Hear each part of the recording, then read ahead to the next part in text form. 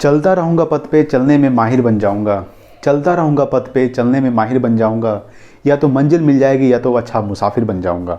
Hello दोस्तों, मैं VK Gupta आप सबका स्वागत करता हूँ एक बार फिर से आपके अपने YouTube channel VK Gupta tutorials में। जैसा कि मैं आपको बताया था कि हम लोग प्लेटफॉर्म बुक से यानी कि एनटीपीसी सीबीटी 1 से 1500 सवाल कवर करेंगे। तो आज मेरा सवाल नंबर 31 है, यानी कि हम लोग टोटल अभी 30 सवाल कर चुके हैं। तो आज 31 नंबर सवाल है, जो सबसे पहला सवाल देखते हैं। ठीक है, तो सबसे पहला सवाल है √6 plus √6 plus √6 plus √6 dot dot dot dot infinity तक गया हुआ है। ठीक है, तो देखिए इसको मैं दो मेथड से बताऊंगा। सबसे पहले बेसिक मेथड सीखिए, उसके बाद इसका कॉन्सेप्ट जानिए। तो सबसे पहला मेथड देखिए, इसको हम टोटल x मान लेते हैं, यानी कि x बराबर कर देते हैं √6 plus √6 plus √6 plus √6 plus dot dot dot dot dot dot, ये इन्फिनिटी तो गया हुआ है। ठीक है, कहाँ तक गया हुआ है? इन्फिनिटी तक, यानी अनंत तक। ठीक है ना, इसको हम स्क्वायरिंग बोथ साइड कर देते हैं। स्क्वायरिंग बोथ साइड यानी दोनों तरफ स्क्वायरिंग करने पर, ठीक है, यानी एक्स स्क्वायर बराबर, जब इसमें टोटल पे स्क्वायर कीजिएगा, ठीक है, यानी टोटल पे जब स्क्वायर कीजिएगा तो ये वाला जो फर्स्ट वाला रूट है ना, फर्स्ट वाला रूट वो हट जाएगा। क्या होगा? हट जाएगा। तो क्या बचेगा? सिर्फ यहाँ पे 6 बचेगा प्लस ये, तो फिर भी इतना ही आएगा, यानी कि √6 plus √6 plus √6 plus dot dot dot dot, ये इन्फिनिटी तक गया हुआ है। ठीक है ना, तो देखिए यहाँ पे आप एक चीज़ देख रहे होंगे, एक्स स्क्वायर बराबर 6 प्लस ये देखिए फिर तो वही दोहरा रहा है, यानी इसके जगह हम x लिख सकते हैं ना, चूँकि ये इसके बराबर है तो इसके जगह हम x लिख सकते हैं। ठीक है, चूँकि ये इन्फिनिटी तक गया हुआ है, ये कभी ख़त्म होगा ही नहीं। √6 ये जाता ही रहेगा अनंत तक। ठीक है, तो इसके जगह हम x लिख सकते हैं। ठीक है, तो यहाँ पे लिख दिए x। अब ये बन गया द्विघात समीकरण। ठीक है, क्या बन गया? द्विघात समीकरण। तो x square minus x minus 6 equal to 0। ठीक है, इसको देखिए हम यहाँ पे सॉल्व करते हैं। क्या था? X square minus x minus 6 equal to 0। ठीक है, इस 6 को दो ऐसे चीज़ में तोड़िए जो घटाने पर इतना आना चाहिए, बीच वाला। ठीक है, 6 को ऐसा दो चीज़ में तोड़ना है जो घटाने पर इतना आना चाहिए और गुना करने पर 6 आना चाहिए। तो 6 को दो तोड़िए, जब तोड़िएगा तो 2 और 3, 3 दूनी 6, और 3 में जब 2 घटाइएगा तो 1 आएगा, यानी कि x बचेगा। ठीक है, तो इसको हम ऐसे लिख सकते हैं, x square minus 3x plus 2x minus 6 equal to 0। चूँकि जब 3x में 2x जाएगा तो कितना बचेगा? माइनस x, और 3 दूनी 6, गुना करने पर इतना आना चाहिए, जोड़ने या घटाने पर बीच वाला आना चाहिए। ठीक है, द्विघात समीकरण का यही रूल है।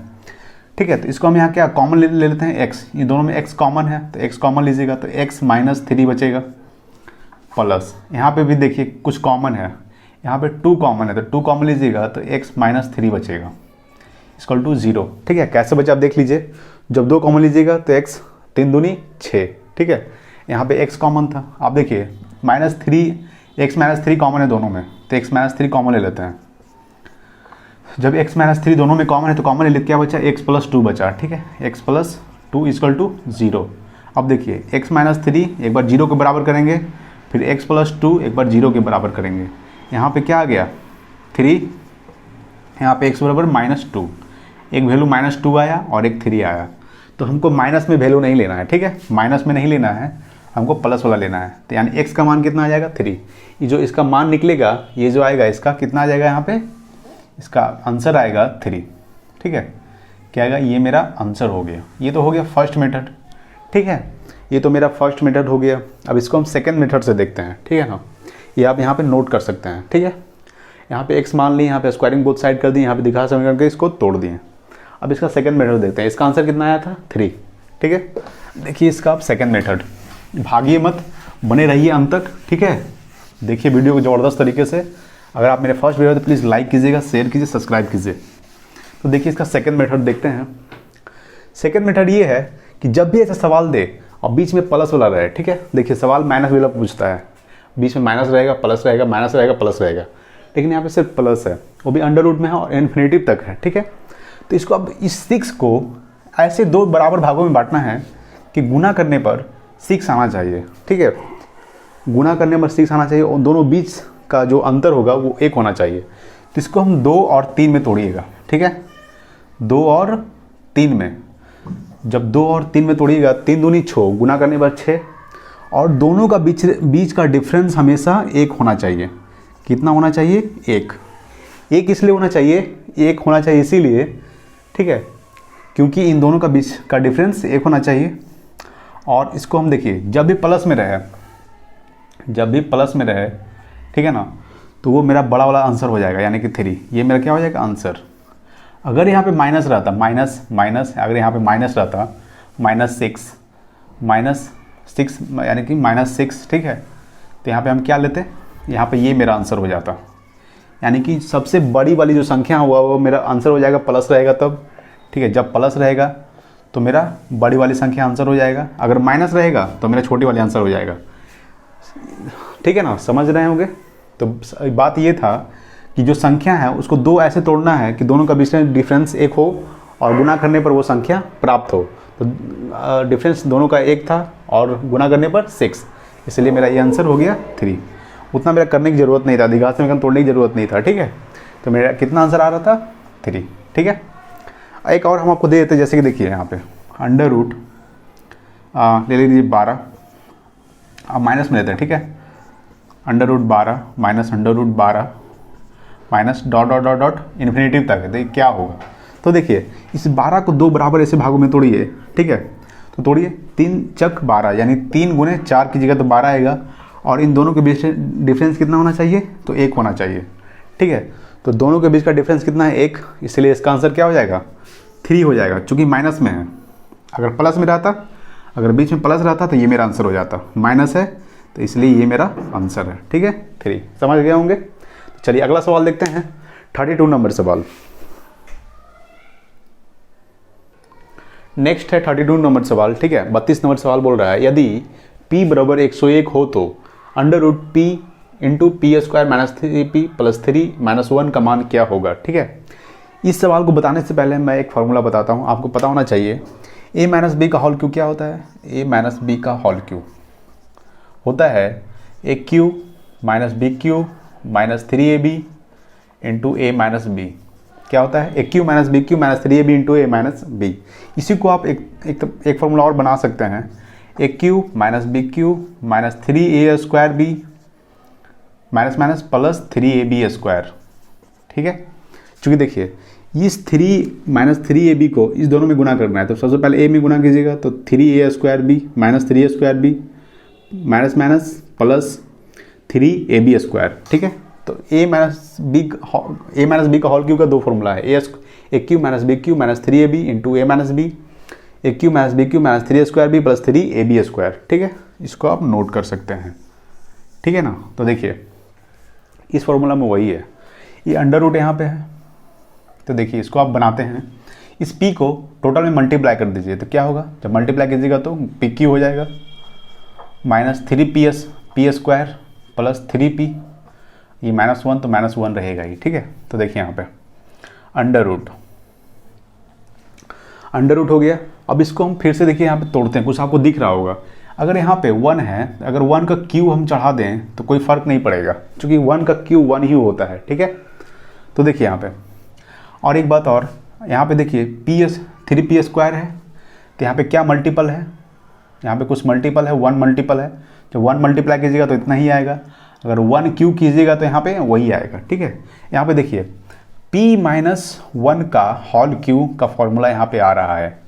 देखिए कैसे, क्या बताए थे? a माइनस बी का होल क्यू, तो A cube minus B cube minus 3 square B plus 3ab square. इस फार्मूला को देखिए, ठीक है, नीचे वाला formula, A cube minus B cube minus 3a square B, A square B अगर यहाँ पर कुछ नहीं तो 1 है, ठीक है, छुपा हुआ 1 प्लस 3ab स्क्वायर। तो यहाँ पे अगर 1 का क्यू कर देंगे तो कोई फ़र्क नहीं पड़ेगा, ठीक है। गुना में 3p का गुना में 1 का क्यू कर देंगे तो कोई फ़र्क नहीं पड़ेगा। तो यहाँ पे आप समझ गए होंगे कि p माइनस 1 यानी a माइनस बी का होल क्यू है। सॉरी एक चीज़ हम छोड़ दिए यहाँ पे, ठीक है। यहाँ पे 3 था, q था, ठीक है, q था। अब देखिए ये जो q है ये q से कैंसिल हो जाएगा, तो यहाँ पे सिर्फ बचेगा p माइनस 1 बचेगा। क्या बचेगा? p minus 1। और p का वैल्यू कितना दिया हुआ है? 101 दिया हुआ है, तो यहाँ पे p का वैल्यू 101 रख देंगे, 101 माइनस 1 तो क्या आएगा? ये 100 आएगा। यानी कि ये मेरा क्या हो गया? आंसर, ठीक है। यानी कि ऑप्शन नंबर क्या हो जाएगा? Option number A. ठीक है, आप समझ गए होंगे, कुछ नहीं करना था, इस फार्मूला को आप नोट कर लीजिए, उसी पे ये तोड़ना है, इसको आप मल्टीप्लाई कीजिए, ये यहाँ पे फॉर्म बैठा दीजिए ए माइनस बी का whole cube, A cube minus B cube minus 3ab plus 3ab²। यहाँ पे क्यू क्यू कट जाएगा, ठीक है, क्यू क्यू कटेगा तो p माइनस 1 बचेगा, p का वैल्यू 101 दिया हुआ है, 101 रख दिए, -100।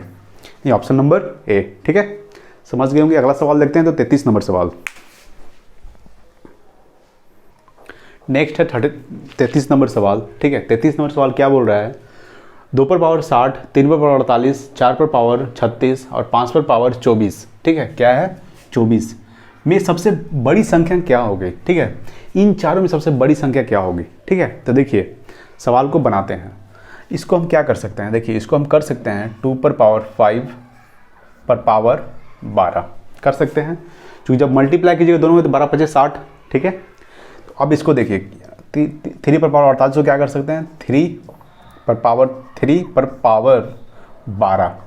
ठीक है, 12 तिया 48। ठीक है, 12 चक 48, 12 तिया 36, 12 चक 48, सॉरी। ठीक है, 12 चक 48 यानी कि 3 पर पावर 4 पर पावर 12। इसको हम लिख सकते हैं 12 तिया 36, यानी कि लिख सकते हैं 4 पर पावर 3 पर पावर क्या लिख सकते हैं 12।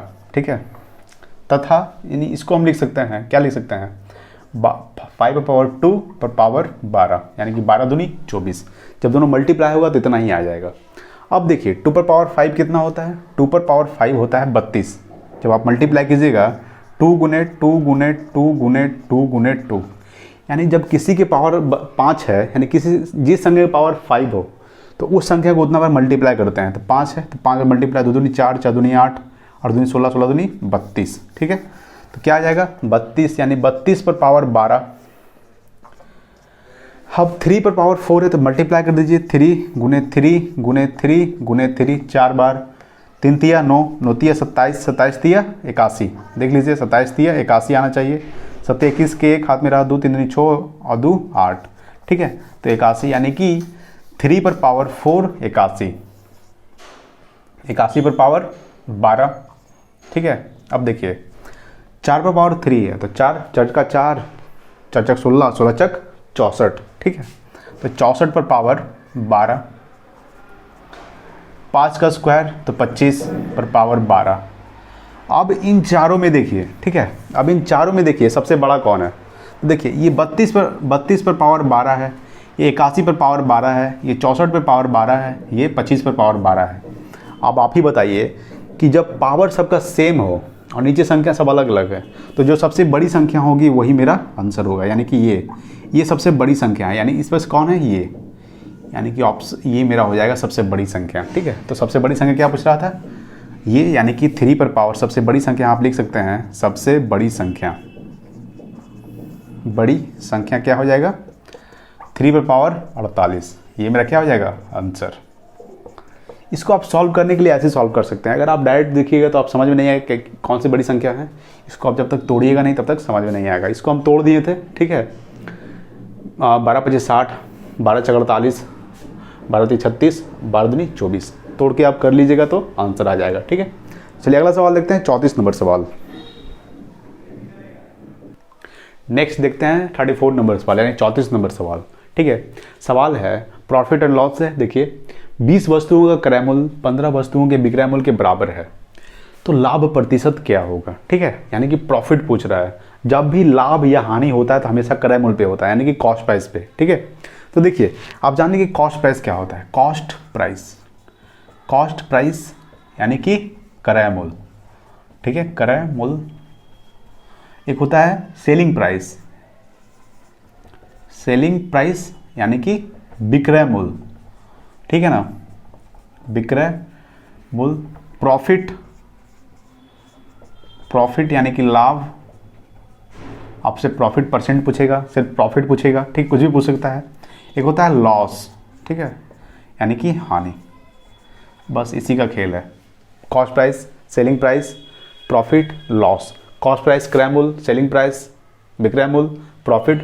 देखिए इसको हम कैसे संकेत करते हैं, प्रॉफिट को पी से लिखते हैं। ठीक है, लॉस को एल से डिनोट करते हैं, और कॉस्ट प्राइस को सीपी और सेलिंग प्राइस को एसपी। ठीक है, तो कंफ्यूज नहीं होना है। तो देखिए यहाँ पे 20 वस्तुओं का क्रय मूल्य यानी कि कॉस्ट प्राइस 15 वस्तुओं के विक्रय मूल्य के बराबर है, यानी कि इक्वल है, बराबर है। तो देखिए यहाँ पे, ठीक है, 20 वस्तुओं का मिस गुना 20 वस्तुओं का क्रय मूल्य, यानी कि क्रय मूल्य को हम सीपी लिख सकते हैं, सीपी कॉस्ट प्राइस 15 वस्तुओं के विक्रय मूल्य के यानी सेलिंग प्राइस के इक्वल है, बराबर है। ठीक है, क्या है, बराबर। ठीक है ना, 20 वस्तुओं का क्रय मूल्य 15 वस्तुओं के विक्रय मूल्य के बराबर है। यहाँ पे देखिए आप काट सकते हैं 5 से 4 बार में और 5 से 3 बार में। तो सीपी यहाँ पे एसपी बट्टा में आएगा, तो एसपी क्या लिखा जाएगा, 3/4। अब देखिए, अब सीपी कितना आ गया, 3 आ गया, एसपी आ गया 4। जब कोई वस्तु का दाम है 3 रुपया, जब कोई वस्तु का दाम है 3 रुपया और उसको हम बेच रहे हैं 4 रुपया में, तो मेरा प्रॉफिट हो रहा है 1 रुपया। ठीक, तो देखिए क्रय मूल्य यानी कि 3 रुपया है और सेलिंग प्राइस 4 रुपया है, यहाँ पे प्रॉफिट कितना होगा, 1 रुपया। हम आपको इससे पहले कुछ देर पहले बताए थे कि जब भी लाभ और हानि होता है तो हमेशा सीपी पे होता है। किस पे होता है, सीपी पे, यानी कि क्रय मूल्य पे। तो देखिए लाभ हो रहा है 1 रुपया, तो सीपी कितना है, 3, तो 3। ठीक है, देखो यहाँ पे आप समझिए, यहाँ पे सिंपल देखिए लाभ हो रहा है 1 रुपया, हमको निकालना क्या है, लाभ प्रतिशत निकालना है। क्या निकालना है, लाभ प्रतिशत। तो लाभ हो रहा है 1 रुपया, 1 रुपया लाभ हो रहा है, किस पे होगा, तो हमेशा लाभ या हानि होगा हमेशा सीपी पे होगा। तो सीपी कितना है, 3 है। अब हमको परसेंट निकालना है, देखिए प्रॉफिट परसेंट पूछ रहा है, तो परसेंट निकालने के लिए 100 से मल्टीप्लाई कर दीजिए, यानी कि कितना हो जाएगा, 100/3, यानी कि हम लिख सकते हैं 33.1/3%। ये मेरा क्या हो जाएगा, आंसर हो जाएगा। ठीक है, ये मेरा आंसर हो जाएगा, कितना हो जाएगा, 33.1/3%। तो आप समझ गए होंगे, कुछ खेल नहीं था, सिंपल था, इसको आप नोट कर सकते हैं। ठीक है, अगर आप मेरे चैनल में नए हैं तो प्लीज़ लाइक कीजिए, शेयर कीजिए, सब्सक्राइब कीजिए और अपने दोस्तों के साथ शेयर भी कीजिए। ठीक है, तो चलिए देखते हैं अगला सवाल, 35 नंबर सवाल। ठीक है,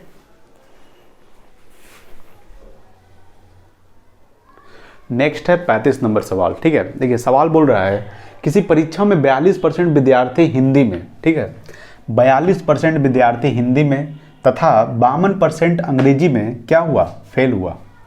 42% हिंदी में और 52% इंग्लिश में फेल हो गए। यदि 17% विद्यार्थी इन दोनों विषय में फेल हुआ है, 17% विद्यार्थी जो दोनों में फेल हुआ है, हिंदी में भी और अंग्रेजी में भी फेल हुआ है, कौन, तो 17% विद्यार्थी। तो पूछ रहा है इन दोनों विषयों में फेल होते हैं। ठीक है, तो दोनों विषय में पास होने वाले विद्यार्थियों की प्रतिशत क्या है। देखिए ऊपर तो दिया हुआ है फेल और नीचे क्या निकालना है, पास। तो देखिए आपको बस ऐसा सवाल जब दिखे ना कि हिंदी में पास हुआ और अंग्रेजी में पास हुआ और इन दोनों विषयों में फेल हो गया, ठीक है, तो आपको आंख बंद करके क्या करना है, जैसे कि जब भी कोई भी विषय दे हो, हिंदी की जगह कुछ और हो सकता है, मैथ भी हो सकता है, साइंस भी हो सकता है, कॉमर्स भी हो सकता है। ठीक है, तो आपको करना क्या है, 2 विषय को जोड़ देना है, ठीक है, हिंदी और अंग्रेजी, और फिर दोनों को घटा देना है। ठीक है, यानी कि घटा देना है हिंदी और अंग्रेजी वाला, दोनों विषय में जो फेल होता है ना उसको घटा देना है।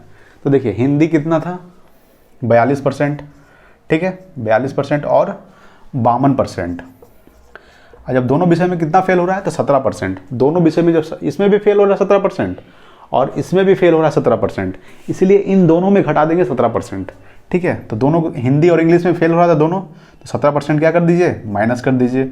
ये जो निकलेगा मेरा टोटल क्या निकलेगा, तो मेरा फेल का निकलेगा। तो देखिए 2 2 4 और 5 4 9, यानी 94% और माइनस है 17%। जब 94 17 घटाइएगा तो कितना आएगा, 14 में से 7 गया तो 7। ठीक है, यहाँ बच गया 8, 8 में से 1 जाएगा तो 7, यानी कि 77%। ये जो 77% निकला है वो मेरा फेल निकला है। क्या निकला है, फेल, यानी कि फेल हुआ है 77%। फेल हुआ है 77%। हमसे पूछ क्या रहा है, तो पास होने वाले विद्यार्थियों की प्रतिशत क्या होगी। आपको पता है कि टोटल कोई भी स्कूल में टोटल बच्चा होता है 100%। ठीक है, 100% टोटल होता है, जिसमें से 77% फेल हो गया, तो पास कितना हुआ होगा, तो 100 में 77 घटा दीजिए तो 23%, यानी कि पास कितना हुआ होगा, 23%। ठीक है, 23% क्या होगा पास। तो ये हमसे पास पूछ रहा था, यानी ऑप्शन नंबर क्या हो जाएगा, देख लीजिए 23 किस में है, तो ऑप्शन नंबर ए में। ठीक है, ऑप्शन नंबर ए में पास हो गया। देखिए जब भी पूछे कि एक विषय में फेल हुआ फिर एक क्या हुआ, एक विषय में पास हुआ, फिर एक विषय में फेल हुआ, फिर दोनों में फेल हो गया। तो क्या करना है, दोनों को जोड़ देना है, और जो दोनों विषय में फेल हो रहा है ना उसको दोनों में से घटा देना है। तो दोनों को जोड़ दिया, उसमें घटा दिए, ठीक है। तो क्या आया, जो भी दिया होगा ऊपर, यहाँ पे देखिए फेल दिया हुआ है, 42 विद्यार्थी हिंदी में फेल हुआ और 52% अंग्रेजी में फेल हुआ है। यदि 17% विद्यार्थी इन दोनों विषयों में फेल हुआ है, ठीक है। ऊपर फेल दिया हुआ है, अगर ऊपर पास दिया रहता तो हमको क्या पूछता, फेल पूछता। ऊपर फेल दिया हुआ है इसलिए हमसे पास पूछा है, तो ठीक है। तो फेल दिया हुआ था, फेल आ गया 77%, तो पास कितना हो जाएगा, 23%, ठीक है। चलिए अगला सवाल देखते हैं, 36 नंबर सवाल। नेक्स्ट देखते हैं 36 नंबर सवाल, ठीक है। 36 नंबर सवाल है, परसेंटेज से है। सवाल बोल रहा है दो संख्याएं किसी तीसरी संख्या से क्रमशः 30% तथा 37% क्या है, कम है, ठीक है। पहली संख्या से दूसरी संख्या कितना प्रतिशत है। सवाल को एक बार फिर से देखिए। दो संख्याएं किसी तीसरी संख्या से, दो संख्या है, ठीक है, देख लीजिए यहाँ पे। देखिए दो संख्या तीसरी संख्या यानी 3 संख्या दे रहा है। पहली संख्या ले लेते हैं, एक दूसरी संख्या और एक तीसरी संख्या की बात कर रहा है, 3 संख्या की बात कर रहा है, ठीक है। तो दो संख्याएं किसी तीसरी संख्या से क्रमशः 30% 37% कम है। पहली संख्या से दूसरी संख्या कितना प्रतिशत है। तीसरी संख्या से 30% और 37% कम है, और तीसरी संख्या तो हमको पता ही नहीं है, तो निकलेगा कैसे भाई। तो देखिए इसको हम तीसरी संख्या को 100 मान लेते हैं। कितना मान लेते हैं, 100, ठीक है। नॉर्मली 100 ही मानते हैं, ठीक है। अगर 100 मान लिए तो क्या बोल रहा है, 30% कम है और 37% कम है, यानी कि पहली संख्या 30% कम है। तो 100 में 30% कम कीजिएगा तो 70 आएगा। अब 100 में 37% कम कीजिएगा तो 63 आएगा। कितना आएगा, 63। अब हमको पता चल गया पहली संख्या 70 है और दूसरी संख्या 63 है, और तीसरी संख्या तो हम 100 ऑलरेडी माने ही थे, क्योंकि हमको पता नहीं था, ठीक है। अब सवाल बोल रहा है कि पहली संख्या से दूसरी संख्या कितना प्रतिशत कम है। पहली संख्या से दूसरी संख्या कितना कम है, तो देखिए 7 कम है। पहली संख्या से दूसरी संख्या कितना कम है, 7 कम है, ठीक है। अब किससे कम है, तो पहली संख्या से कम है, तो जिससे कम रहेगा जिसके कम रहेगा उसको हमेशा नीचे रखेंगे। किस में रखेंगे, नीचे। तो 70 नीचे आएगा। परसेंट निकालना है तो 100 से बस मल्टीप्लाई कर दीजिए, 0 से 0, 7 से 7, यानी कि 10%। क्या है, सवाल क्या बोल रहा था, आंसर क्या बोल रहा था, पहली संख्या से दूसरी संख्या कितना प्रतिशत कम है, तो 10% कम है, यानी कि ऑप्शन नंबर सी हो जाएगा। फिर से एक बार देख लीजिए सवाल को। दो संख्या किसी तीसरी संख्या से क्रमशः 30% और 37% कम था। देखिए 3 संख्या था, पहली संख्या, दूसरी संख्या, तीसरी संख्या। तीसरी संख्या से 30% कम है और एक 37% कम है, ठीक है। तो तीसरी संख्या हमको पता नहीं था, इसलिए हम 100 मान लिए, ठीक है। 30% कम है 70 कर दिए, और 37 कम है तो 63 कर दिए। पहली संख्या से दूसरी संख्या कितना प्रतिशत कम है। पहली संख्या से दूसरी संख्या कितना कम है, तो 7 कम है। किससे, तो 70 से।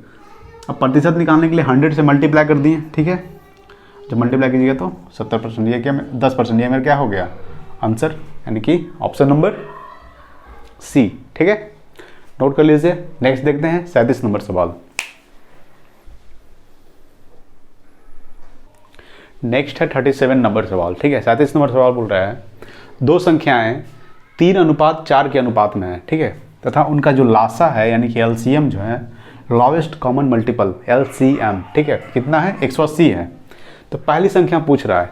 देखिए दो संख्याएं हैं, एक पहली संख्या है, एक दूसरी संख्या है।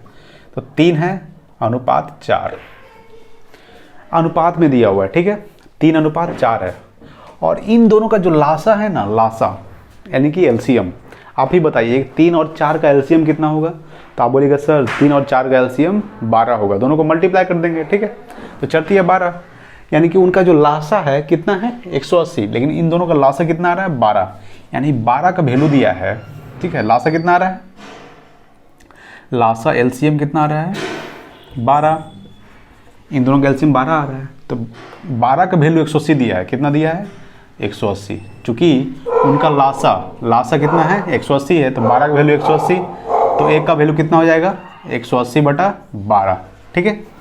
एक का वैल्यू कितना हो जाएगा, 180/12। तो 12 से 180 कितना बार में कटेगा, 15 बार में, यानी एक का वैल्यू 15। हमसे पूछ क्या रहा है, पहली संख्या क्या है।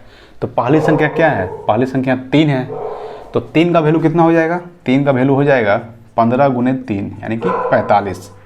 45, ये मेरा क्या हो जाएगा आंसर, ये ऑप्शन नंबर डी।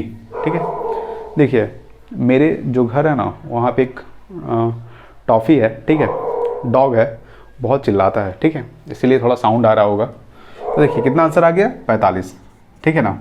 हमसे पूछ के आ रहा था पाली संख्या 3 था, तो 1 का वैल्यू 15, तो 3 का वैल्यू 45। देखिए अनुपात में दिया हुआ था 3:4, इन दोनों का जो एलसीएम दिया हुआ था वो 180 था। कितना था 180, देखिए आप दिया हुआ उनका एलसीएम लासा 180 है, तो इन दोनों का एलसीएम कितना आएगा, तो चलती है 12 आएगा, यानी कि 12 का वैल्यू 180 है, तो 1 का वैल्यू क्या हो जाएगा 15। अब पूछ क्या रहा है पाली संख्या 3, तो 3 का वैल्यू 15 45, ठीक है।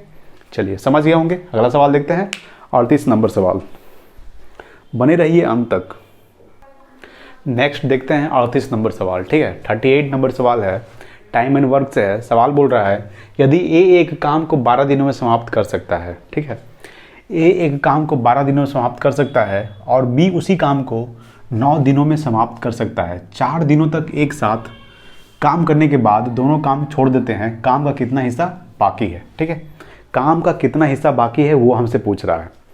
तो देखिए कहीं ना कहीं दोनों काम छोड़ ही दिया होगा, इसीलिए काम का हिस्सा पूछ रहा है, ठीक है। देखिए ए एक काम को 12 दिन में करता है, ए एक काम को 12 डे में करता है, ठीक है, और बी उसी काम को 9 डे में करता है। कितना डे में 9 डे में, ठीक है। बी उसी काम को 9 दिन में करता है।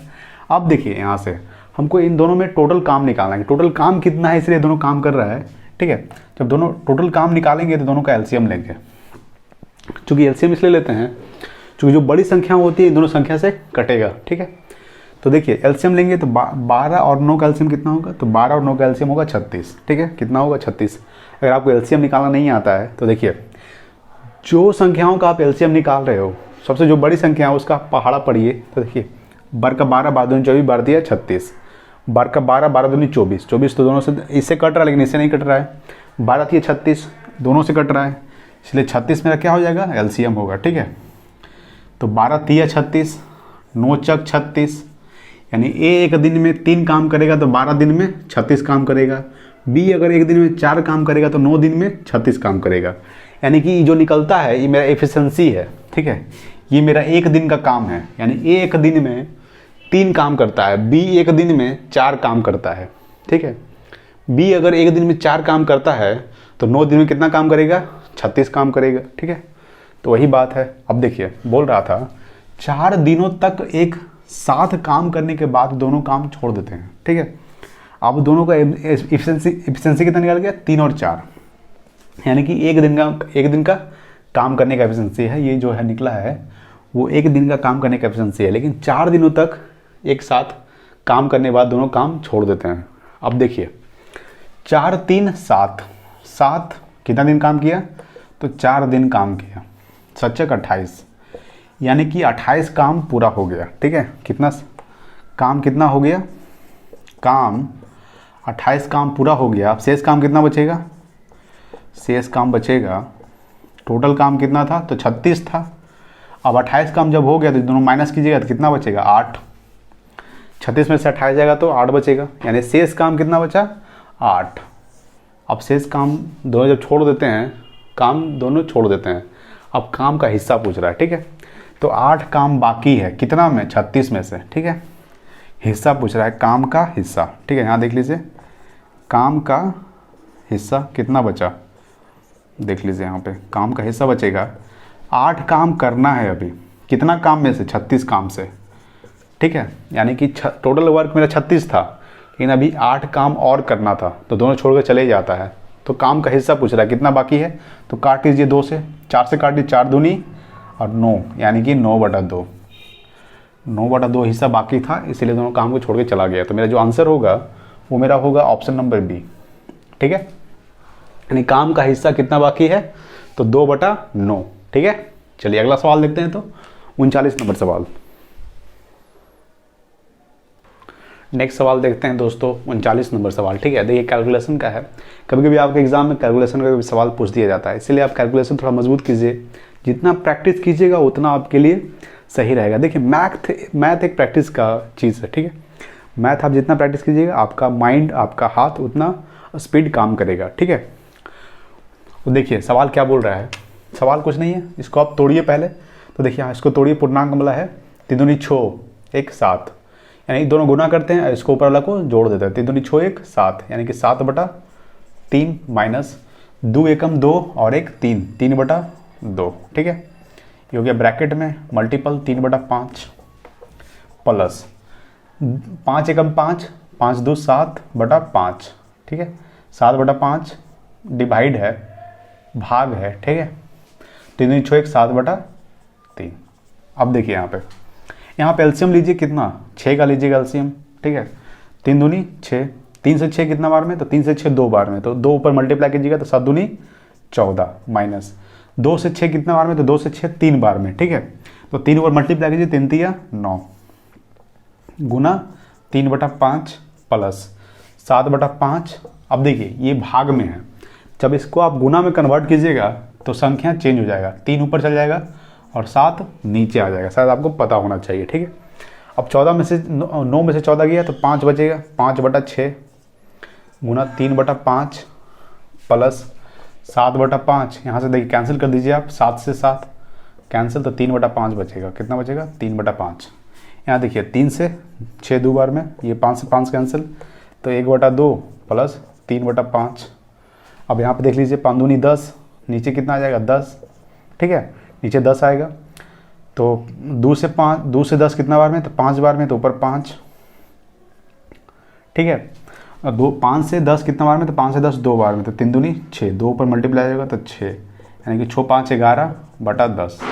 तो इसको आप लिख सकते हैं 1.1/10, यानी कि ये मेरा क्या हो जाएगा आंसर, ठीक है। Option number C, 1.1/10। कुछ नहीं था, कैलकुलेशन था, ठीक है। इसको आप कैलकुलेट कर लीजिएगा। अगला देखते हैं 40 नंबर सवाल। दोस्तों देखते हैं 40 नंबर सवाल, ठीक है। 40 नंबर सवाल क्या बोल रहा है, यदि एक चतुर्भुज के कोणों का अनुपात 3 5 9 और 13 है, ठीक है, तो सबसे बड़ा कोण ज्ञात कीजिए। इसमें चतुर्भुज की बात कर रहा है। सबसे पहले तो आप जानिए एक त्रिभुज, जैसे कि त्रिभुज के तीनों कोणों का योग 180 डिग्री होता है। कितना होता है, एक त्रिभुज हम बना दिए हैं, ठीक है। त्रिभुज के तीनों कोणों का योग कितना होता है, 180 डिग्री होता है, आपको पता होगा, ठीक है। त्रिभुज के तीनों कोणों का योग 180 डिग्री होता है। ये कोण, ये और ये, अगर आपको ये 80 दे दे, अगर ये 60 दे दे, तो कितना हो जाएगा 814, यानी कि 140। तो ये मेरा ऑलरेडी प्राइस कितना हो जाएगा 40। चूँकि आपको 2 को पता है, अगर आपको 2 पता है तो एक आप खुद ब खुद निकाल दीजिएगा, क्योंकि आपको पता है कि त्रिभुज के तीनों कोणों का योग 180 डिग्री होता है। उसी तरह से चतुर्भुज होता है, तो चतुर्भुज के चारों कोणों का योग 360 डिग्री होता है, ठीक है। चतुर्भुज के चारों कोणों का योग कितना होता है, चतुर्भुज के चारों कोणों का योग, ये कोण, ये कोण, ये कोण और ये कोण कितना होता है 360 डिग्री होता है, ठीक है। कितना होता है 360 डिग्री। तो यहाँ देखिए अनुपात में कितना दिया हुआ है, 3 5 9 और 13 दिया हुआ है, 3 5 9 और 13, 3 5 9 और 13 दिया हुआ है। तो चतुर्भुज के चारों कोणों का योग 360 डिग्री होता है, लेकिन कोणों का अनुपात में कितना दिया हुआ है, इतना दिया हुआ है। तो तीनों का हम x मान लेते हैं, ठीक है। इसको हम कर लेते हैं 3x, इसको हम कर लेते हैं 5x, इसको हम कर लेते हैं 9x, इसको हम कर लेते हैं 13x। तीनों कोणों का योग कितना दिया है, आपको पता है चतुर्भुज के चारों कोणों का योग 360 डिग्री होता है और अनुपात में इतना दिया हुआ। तो तीनों को जोड़ लीजिए, चारों को, 3x plus 5x plus 9x plus 13x, यानी इन चारों का योग कितना दिया है 360 डिग्री दिया है, ठीक है। अब यहाँ से हम x का मान निकालेंगे, देख लीजिए 5 3 8, 8 और 9 17, 17 और 13 30, 30x इक्वल टू 360। तो x इक्वल टू 0 से 0 कैंसिल, ठीक है। 12 तिया 36, यानी x बराबर कितना आ जाएगा 12, ठीक है। x का मान कितना आ गया 12। अब निकालना क्या है, तो सबसे बड़ा कोण क्या होगा, तो देखिए इन चारों में सबसे बड़ा कौन है, तो इन चारों में सबसे बड़ा है 13x, ठीक है। 13x यहाँ पे 13 x का मान कितना है 12। जब 13 और 12 में मल्टीप्लाई कीजिएगा तो कितना आएगा 156, यानी कि सबसे बड़ी संख्या कितना होगी 156, ठीक है। Option number C. कुछ था, कुछ नहीं था। चतुर्भुज के चारों कोणों का योग 360 डिग्री होता है। अनुपात में 4 कोण इतना दिया हुआ था, 3 5 9 और 13। तीनों को हम x इतना मान लिए, 3x 5x 9x 13x, ठीक है। यानी चारों कोणों का योग 360 डिग्री। जोड़ लिए 3x 30x 360, x का मान 12, यानी सबसे बड़ी संख्या निकालना था, 13x था, तो 13 गुने 12 यानी कि 156। ठीक है, अगला सवाल देखते हैं, 41 नंबर सवाल। नेक्स्ट है 41 नंबर सवाल। ठीक है, देखिए 41 नंबर सवाल है, एक समचतुर्भुज के विकर्ण क्रमशः 8 मीटर और 6 मीटर है। कितना है? 8 मीटर और 6 मीटर है, तो उसका क्षेत्रफल पूछ रहा है। ठीक है, तो देखिए समचतुर्भुज में कितने विकर्ण बनते हैं, वर्ग में कितने विकर्ण बनते हैं, आयत में कितने विकर्ण बनते हैं, वो हम देखते हैं। ठीक है, देखिए अगर हम ले लेते हैं वर्ग, ठीक है, अगर हम वर्ग लेते हैं, ठीक है, ये है मेरा वर्ग, ठीक है, जिसकी सभी भुजा समान होती है। क्या होती है? सभी भुजा समान। अगर ये ए है, ए, ठीक है, वर्ग में 2 विकर्ण बनती है। कितना विकर्ण? 2 विकर्ण। वर्ग में 2 विकर्ण, ठीक है ना। उसके बाद आयत में भी 2 विकर्ण, जैसे कि आयत ले लीजिए, ये मेरा लंबाई हो गया, ये मेरा क्या हो गया? बी यानी कि चौड़ाई। इसमें भी 2 विकर्ण बनेगा, इससे भी ज़्यादा नहीं बनेगा। ठीक है ना, 2 विकर्ण इसमें 2। अब समचतुर्भुज लेते हैं। ठीक है, समचतुर्भुज, समचतुर्भुज, ठीक है, समचतुर्भुज, इसमें भी 2 विकर्ण बनेगा, एक ये बनेगा, एक ये बनेगा। ठीक है, समझे ना, 2 विकर्ण बनता है। वर्ग, आयत, ये क्या हो गया? समचतुर्भुज। जैसे वर्ग का क्षेत्रफल तो भुजा स्क्वायर, वर्ग का क्षेत्रफल क्या हो जाएगा? भुजा स्क्वायर। अगर वर्ग का परिमाप ने 4 गुने ए, परिमाप मतलब क्या होता है? ये टोटल जुड़ जाएगा, ये जुटेगा, ये जुटेगा, ये जुटेगा और ये जुटेगा, मतलब चारों भुजाओं का योग ही परिमाप कहलाता है। ठीक है, तो क्या हो जाएगा? वर्ग का परिमाप 4 गुने ए, आपको पता है, यानी कैसे कर सकते हैं? ए प्लस ए प्लस ए प्लस ए यानी कि 4a। ये मेरा क्या हो गया? परिमाप। किसका? तो वर्ग का। ठीक है, वर्ग का परिमाप 4a। आयत का क्षेत्रफल लंबाई गुने चौड़ाई। ठीक है, क्षेत्रफल क्या होता है आयत का? आयत का क्षेत्रफल, ये मेरा आयत है ना, आयत। ठीक है, तो आयत का क्षेत्रफल क्या होता है? लंबाई गुने चौड़ाई। ठीक है, ये हो गया चौड़ाई, ये हो गया लंबाई। जब दोनों को मल्टीप्लाई